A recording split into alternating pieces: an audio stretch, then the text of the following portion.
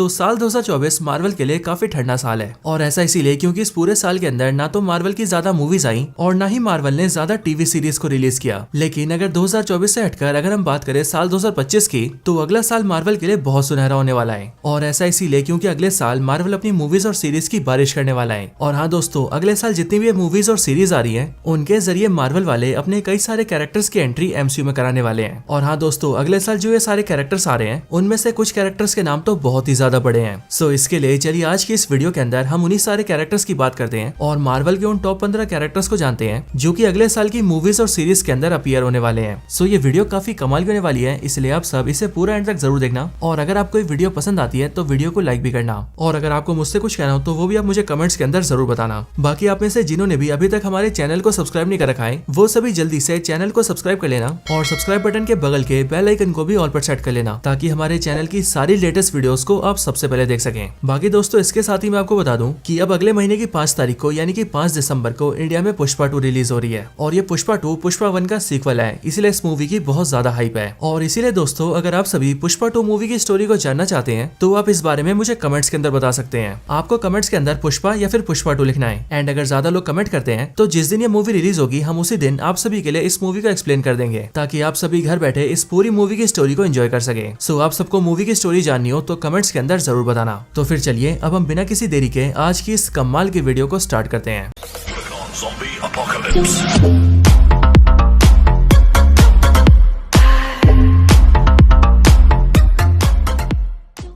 Number 15 wonder man. तो Marvel comics के अंदर वंडर मैन काफी फेमस कैरेक्टर है, लेकिन अब कॉमिक्स के इसी फेमस कैरेक्टर को मार्वल वाले एमसीयू के अंदर लाने वाले हैं। वंडर मैन एमसीयू में अपीयर होने वाला है अगले साल यानी कि 2025 के अंदर। और ये कैरेक्टर हमें दिखेगा अगले साल दिसंबर में आने वाली वंडर मैन सीरीज के अंदर। वैसे अगर आप सभी वंडर मैन को नहीं जानते तो मैं आप सबको बता दूं कि वंडर मैन का रियल नेम असल में साइमन विलियम्स है। एंड इसके अंदर कई सारी कमाल की शक्तियां हैं, जैसे कि ये फिजिकली बहुत स्ट्रॉन्ग है, ये हवा में फ्लाई कर सकता है, अपने साइज को बड़ा या फिर छोटा कर सकता है, अपने हाथों से एनर्जी ब्लास्ट फायर कर सकता है और तो और ये सुपरमैन की तरह अपनी आंखों से लेजर भी छोड़ सकता है।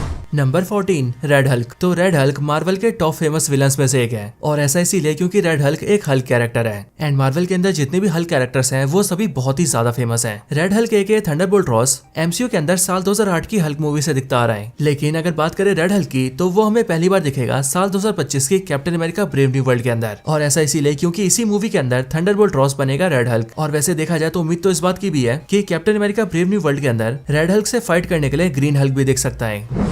Number 13 the leader. तो द लीडर यानी कि सैमुअल स्टन्स बिल्कुल थंडरबोल्ट रॉस की तरह ही एमसीयू में साल 2008 की हल्क मूवी से दिख रहा है। लेकिन हाँ, अगर हम बात करें द लीडर की तो ये द लीडर भी सैमुअल स्टन्स का दूसरा अवतार है जो कि हमें दिखेगा captain America brave new world के अंदर। और उस मूवी के लिए तो ये तक बोला गया है कि शायद से द लीडर उस पूरी मूवी का मेन विलन होगा। अब देखा जाए तो लीडर एक बहुत ही पावरफुल विलन है और ऐसा इसीलिए क्योंकि इसके पास ना सिर्फ हल्क जैसी पावर्स हैं बल्कि उनके अलावा ये टेलीपैथी, टेलीकिनेसिस और माइंड रीडिंग जैसी भी कई सारी पावर्स को पोजेस करता है। और इसीलिए लीडर को हराना बहुत ज्यादा मुश्किल है।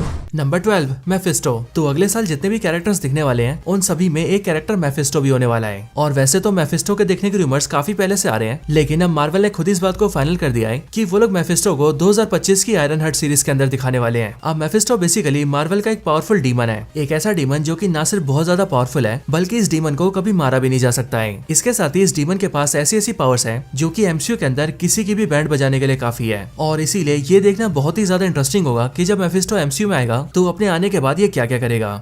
Number 11 the hood. So again Mephisto की तरह ये द हुड भी 2025 की आयरन हार्ट सीरीज से अपना डेब्यू करेगा। और इस द हुड को लेकर स्पेशल बात तो ये है कि ये आयरन हार्ट सीरीज का मेन विलन भी होने वाला है और इसीलिए आयरन हार्ट सीरीज के अंदर हमें इसके बारे में बहुत कुछ पता लगेगा। अब वैसे देखा जाए तो ये द हुड मार्वल कॉमिक्स के अंदर बहुत ज्यादा फेमस तो नहीं है, लेकिन तब भी मार्वल ने इसके लिए एमसीयू में काफी कुछ प्लान किया हुआ है और इसीलिए ये द हुड अगर फैंस को पसंद आता है तो फिर मार्वल इसका इस्तेमाल आगे कई बार करने वाला है। नंबर 10 सेंट्री। तो ये सूरमा मार्वल का सुपरमैन है और ऐसा इसीलिए क्योंकि ये भी मार्वल के अंदर उतना ही स्ट्रॉन्ग है जितना डीसी के अंदर सुपरमैन है। सेंट्री की एंट्री भी 2025 में होने वाली है और ये हम सभी को दिखेगा थंडरबोल्ट्स मूवी के अंदर। और इसको लेकर अनुमान ये लगाया जा रहा है कि वहाँ पर पहले तो सेंट्री को एज अ विलन दिखाया जाएगा और फिर आगे चलकर सेंट्री को एक सुपर हीरो बना दिया जाएगा।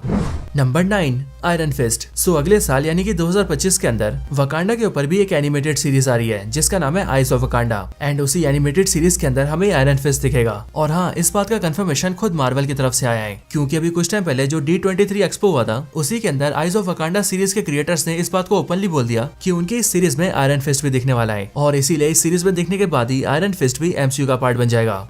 नंबर 8 बाशिंगा। तो अगर आप सब बाशिंगा को नहीं जानते तो मैं आपको बता दूं कि ये बाशिंगा, जिसका पूरा नाम वॉरियर शामन बाशिंगा है, वो वकांडा का पहला ब्लैक पैंथर है। यानी कि यही वो कैरेक्टर है जिसे सबसे पहले पैंथर गॉडेस बास से पावर्स मिली थी, जिसके बाद इसी ने पहला ब्लैक पैंथर बनकर वकांडा को रूल किया था और इसीलिए बाशिंगा वकांडा का पहला राजा भी है। अब ये बाशिंगा हम सभी को दिखेगा आइज ऑफ वकांडा के अंदर, क्योंकि बेसिकली इस पूरी सीरीज के अंदर हमें वकांडा की पूरी हिस्ट्री दिखाई जाएगी और इसीलिए वकांडा कैसे बना और उस पर किस किस ने रूल किया, हमें सारी चीजें इस सीरीज में देखने को मिलेंगी। इसके साथ ही स्पेशली बाशिंगा की बात करें तो मार्वल की तरफ से इस बात के रूमर्स काफी टाइम से आ रहे हैं कि मार्वल वाले बाशिंगा को MCU में यूज करना चाहते हैं और अब क्योंकि बाशिंगा आइज ऑफ वकांडा के अंदर दिखने वाला है, इसलिए हो सकता है कि बाशिंगा उसके बाद MCU के अंदर भी कई बार अपीयर हो। नंबर 7 नोवा। तो मार्वल स्टूडियोज वाले ऑफिशियली नोवा के ऊपर एक सीरीज बना रहे हैं और इस बात को कंफर्म किया है खुद मार्वल के प्रेसिडेंट केविन फाइगी ने। अब देखा जाए तो नोवा मार्वल का काफी फेमस कैरेक्टर है एंड इसीलिए मार्वल भी ये कोशिश कर रहा है कि वो नोवा को जल्दी से जल्दी MCU में लेकर आए। इसके साथ ही नोवा को लेकर ऐसे रूमर्स आ रहे हैं कि वैसे तो नोवा पर पूरी की पूरी सीरीज बन रही है, लेकिन उसकी खुद की सीरीज में दिखाने से पहले मार्वल नोवा को किसी और प्रोजेक्ट के अंदर दिखाना चाहता है ताकि वहां से वो लोग नोवा को टीज कर सकें। एंड इसके लिए नोवा को लेकर ऐसे स्ट्रॉन्गली रूमर्स हैं कि ये नोवा हमें 2025 की किसी मूवी या फिर किसी सीरीज में दिखने वाला है। और वैसे भी मार्वल MCU में यंग एवेंजर्स को सेटअप कर रहा है, इसीलिए उस टीम के लिए भी मार्वल को नोवा की बहुत जरूरत है। Number 6 Blade. So Blade Marvel का वो कैरेक्टर है जिसकी हमें MCU में आवाज तो सुनाई गई है लेकिन उसको कभी दिखाया नहीं गया है। लेकिन अब इसी ब्लेड को लेकर मार्वल का ये बोलना है कि वो इस ब्लेड को एक प्रॉपर मूवी के अंदर दिखाना चाहते हैं, जिस मूवी का नाम भी ब्लेड ही होने वाला है। और मार्वल के हिसाब से ब्लेड मूवी 2025 में रिलीज हो रही है। लेकिन दोस्तों मैं सही बताऊं तो ना तो इस मूवी की अब तक शूटिंग स्टार्ट हुई है और ना ही मार्वल ने इसके रिलीज डेट को फाइनल किया है और इसीलिए ब्लेड को लेकर अभी सारी बातें हवा में ही हो रही है। लेकिन हाँ, तभी ब्लेड को लेकर ये बोला जा रहा है कि मार्वल वाले 2025 में ब्लेड को MCU में इंट्रोड्यूस कर सकते हैं और ऐसा इसीलिए क्योंकि मार्वल वाले MCU के अंदर मिडनाइट सन्स को भी डेवलप कर रहे हैं और अब क्योंकि ब्लेड भी मिडनाइट सन्स का बहुत ही इंपॉर्टेंट मेंबर है, इसीलिए मार्वल का ही प्लान है कि वो ब्लेड को MCU के अंदर जल्दी से शामिल कर दे। Number 5 Marvel zombies. सो ये बेसिकली कोई सिंगल कैरेक्टर नहीं है, बल्कि ये है सारे के सारे ज़ॉम्बी कैरेक्टर्स। असल में मार्वल वाले 2025 के अंदर ज़ॉम्बी कैरेक्टर्स को भी दिखाने वाले हैं और वैसे देखा जाए तो ये मार्वल के ज़ॉम्बी कैरेक्टर्स व्हाट इफ के अंदर तो दिख चुके हैं, लेकिन वो सभी ज़ॉम्बीज किसी और यूनिवर्स के थे। लेकिन अब 2025 के अंदर मार्वल वाले ज़ॉम्बीज के ऊपर एक पूरी सीरीज प्लान कर चुके हैं, यानी कि एक ऐसी टीवी सीरीज जिसके अंदर हमें मार्वल के सारे ज़ॉम्बी कैरेक्टर्स दिखेंगे। और हाँ, मार्वल का ये भी बोलना है कि वो इन सभी ज़ॉम्बी कैरेक्टर्स को MCU से जोड़ना चाहता है और इसीलिए 2025 की मार्वल ज़ॉम्बी सीरीज से ही अपनी डेब्यू करने के साथ ही ये सब ज़ॉम्बीज हमें MCU की दूसरी मूवीज में भी दिखेंगे। Number 4 fantastic four. तो वैसे देखा जाए तो फैंटास्टिक फोर टीम के अंदर टोटल 4 मेंबर्स हैं, लेकिन हमने इन चारों मेंबर्स की बात एक साथ इसीलिए की है क्योंकि ये चारों एक ही टीम के अंदर है और ये एक ही मूवी में दिखने वाले हैं। और 2025 की जिस मूवी के अंदर ये चारों दिखने वाले हैं उस मूवी का नाम है Fantastic four the first steps. अब फैंटास्टिक फोर की ये मूवी फैंटास्टिक फोर टीम का MCU के अंदर डेब्यू होने वाला है, क्योंकि इसी मूवी के जरिए ये चारों MCU में कदम रखेंगे और फिर सीक्रेट वॉर्स आते आते ये लोग साथ देंगे एवेंजर्स और एक्समैन का। अब फैंटास्टिक फोर टीम में टोटल 4 मेंबर्स हैं, जो कि है मिस्टर फैंटास्टिक, देन उसके बाद है इनविजिबल वुमेन, उसके बाद है ह्यूमन टॉर्च और फिर आखिर में द थिंग। और इन्हीं चारों के मिलने से बनती है फैंटास्टिक फोर की टीम। Number 3 Galactus. So Galactus Marvel का एक पावरफुल कॉस्मिक बीइंग है, एक ऐसा पावरफुल बीइंग जो कि अर्थ को रसगुल्ले की तरह खा सकता है। और अब क्योंकि ये इतना ज्यादा पावरफुल है, इसीलिए मार्वल कॉमिक्स के अंदर गैलेक्टस को लोग बहुत ज्यादा पसंद करते हैं। ये गैलेक्टस भी साल 2025 से MCU में अपनी एंट्री करने वाला है। एंड अगर बात करें इसके अपीयरेंस की तो ये हमें दिखेगा फैंटास्टिक फोर की मूवी के अंदर, और उस मूवी के अंदर ये गैलेक्टस मेन विलन होगा, जो कि स्टोरी के हिसाब से पहले अर्थ को खाने आएगा, जिसके बाद ये फैंटास्टिक फोर की टीम समय रहते गैलेक्टस से फाइट करेगी और पूरी दुनिया को गैलेक्टस से बचा लेगी।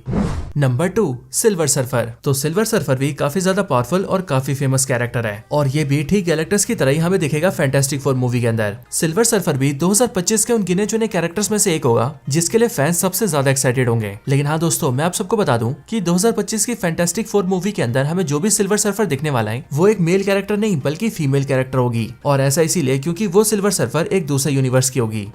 Number 1, doctor Doom. सो मेरे ख्याल से 2025 के अंदर एमसीयू में जितने भी नए कैरेक्टर्स अपीयर होने वाले हैं उन सभी कैरेक्टर्स में से डॉक्टर डूम सबसे ज्यादा एंटिसिपेटेड है। और ऐसा इसीलिए क्योंकि डॉक्टर डूम ना सिर्फ बहुत ज्यादा फेमस है बल्कि इसके साथ ही इसके लिए एक्साइटेड होने का एक बड़ा रीजन ये भी है कि डॉक्टर डूम को आरडीजे प्ले करने वाले हैं और आरडीजे का यही डॉक्टर डूम हम सभी को दिखेगा 2025 की फैंटास्टिक फोर मूवी के अंदर। लेकिन हाँ दोस्तों, वहाँ पर यह अनुमान लगाया जा रहा है कि फैंटास्टिक फोर मूवी में डॉक्टर डूम का सिर्फ कैमियो होगा, यानी कि वहाँ पर वो सिर्फ पोस्ट क्रेडिट सीन में दिखेगा एंड देन वो अपने आप को सेटअप करके सीधा दिखेगा एवेंजर्स डूम्सडे के अंदर, ठीक बिल्कुल वैसे ही जैसे हमें थैनोस दिखा था। हालांकि आपका इस पर क्या कहना है ये आप मुझे कमेंट्स के अंदर जरूर बताना।